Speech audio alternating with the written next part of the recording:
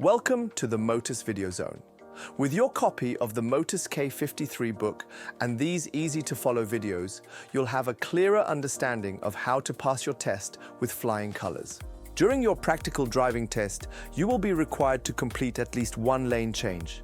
This can occur when approaching an intersection and selecting a lane, during an overtaking maneuver, or at your examiner's instruction in dual-lane traffic. During most tests, it is likely that you will have to complete more than one lane change. The good news?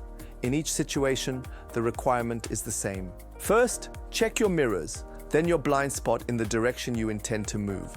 Then signal and check that blind spot again before moving into the lane smoothly. Now cancel signal.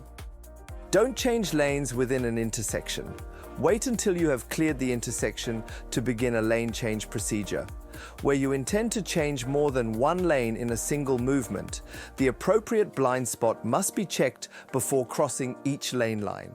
Remember, an uncontrolled or dangerous action now could cause an immediate failure.